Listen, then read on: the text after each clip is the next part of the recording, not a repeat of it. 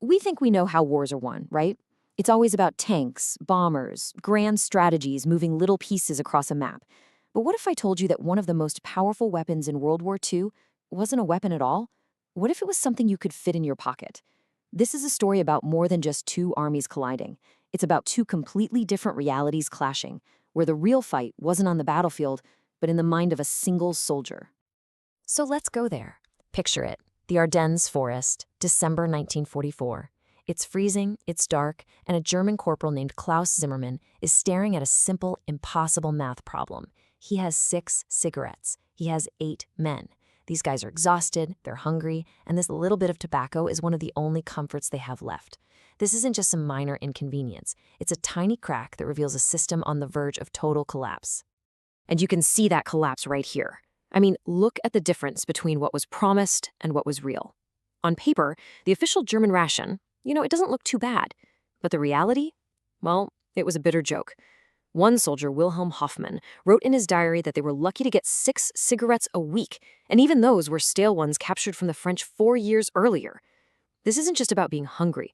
It's a daily, nagging reminder that the very system you're supposed to be dying for has completely forgotten about you. And then Zimmermann finds something that changes everything. He checks the pockets of a fallen American soldier, and what he finds isn't military secrets or a new code. It's this: 3 full packs of Lucky Strikes. That's 60 fresh cigarettes, chocolate bars, chewing gum, instant coffee packets.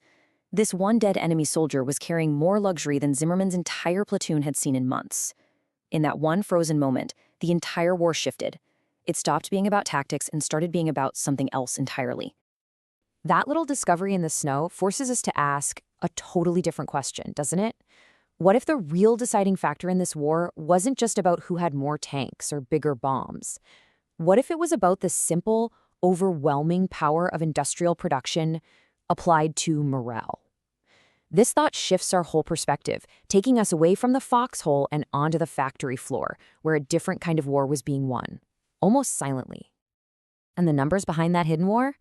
Well, they're just staggering. I mean, just look at this chart. In 1944 alone, the United States produced 290 billion cigarettes. Germany, they managed about 40 billion, and that was for their soldiers and their entire civilian population.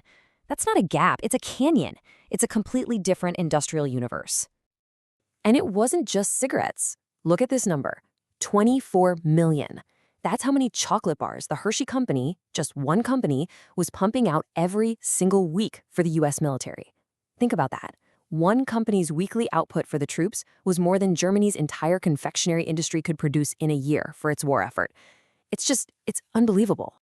You see, this wasn't an accident. This was a deliberate philosophy. Milton Hershey himself said it. He knew that morale wasn't some fuzzy, abstract feeling. No, morale is a resource. It's a weapon that you can manufacture, package, and ship to the front lines. And a little taste of home, right in the middle of hell, was maybe one of the most important weapons they had. And what's really incredible is how seriously they took this. If you look at these production numbers, it's just wild. You've got trucks, aircraft, tanks, and right there alongside them, with the same priority, are cigarettes and Hershey bars. The US military understood something profound. A soldier who feels like his country cares about him is a completely different kind of fighter than one who feels like an expendable part. This sheer industrial power wasn't just for keeping American spirits up. It turned into a devastating psychological weapon against the enemy. And you don't have to take my word for it. Listen to this captured German officer. He basically admits they had a massive blind spot. They were masters at calculating fuel, ammunition, all the hardware of war, but they never once calculated the impact of chocolate. And he says flat out, we should have. It's the ultimate question in any war, isn't it? How do you actually get an enemy to stop fighting? And what this whole story shows is that the answer isn't always a bigger bomb or a more aggressive attack. Sometimes the most effective weapon is one that doesn't even make a sound. Sometimes it's just a piece of chocolate. So this is what German soldiers were really facing. It wasn't just about being outgunned in a firefight. It was about being constantly confronted with proof, cold, hard, delicious proof, that their entire system was failing. Every empty K-ration wrapper they found, every half-smoked Lucky Strike in the mud, it was a little piece of enemy propaganda whispering, "You've already lost." This German sergeant, Heinrich Schmidt, he absolutely nailed it. He wrote that his men were volunteering for dangerous patrols, not for intelligence, but just for the chance to loot American bodies for cigarettes and food. He saw the truth. This wasn't a fair fight between soldiers anymore. It was an economic war. It was paupers fighting against princes. And you can literally trace this breakdown in their diaries. It always follows the same pattern. A soldier finds an American ration pack. He sees the chocolate, the gum, the cigarettes. Then comes the realization, my country can't do this for me. And right after that, the will to fight just crumbles. There's this one incredible story about a German unit that captured an American supply depot. For 2 weeks, they lived like kings, smoking American cigarettes. When the cigarettes ran out, several of the men just broke down and wept. And the system that delivered all this abundance? That was a weapon in itself. The Red Ball Express, this legendary convoy that ran nonstop to the front lines.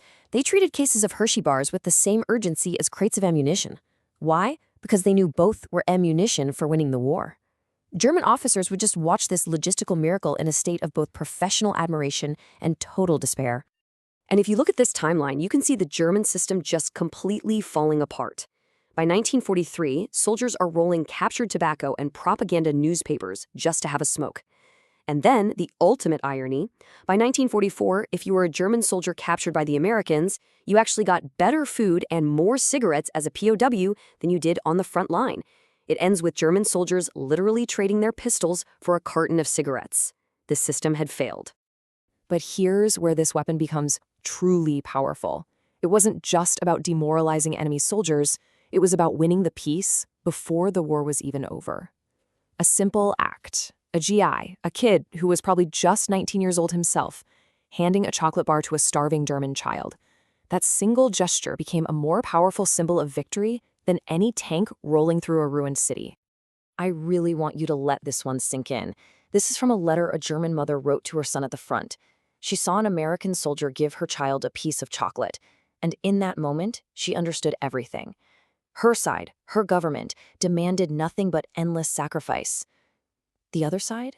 They had so much, they could afford to be kind to the children of their enemies. In that moment, she knew it was over. Because ultimately, this was never just about chocolate and cigarettes. It was a clash between two completely different philosophies, made real in every single ration pack. One system believed in building morale through abundance, in treating its soldiers as human beings whose comfort actually made them better fighters. The other demanded endurance through scarcity, treating its soldiers as nothing more than tools, for whom sacrifice was the only ideology that mattered. It sounds almost crazy to say it, but it's true. In the end, a Hershey bar was stronger than an entire political ideology. All the propaganda, all the talk of a master race, it just crumbled when faced with a simple, tangible reality of American abundance.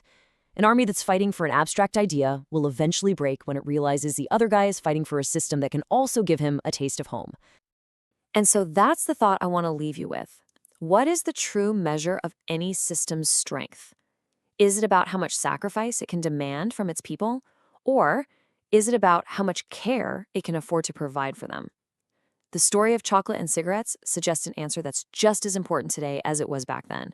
That real, lasting power isn't just about the ability to destroy, it's about the capacity to value the human beings who are asked to do the fighting.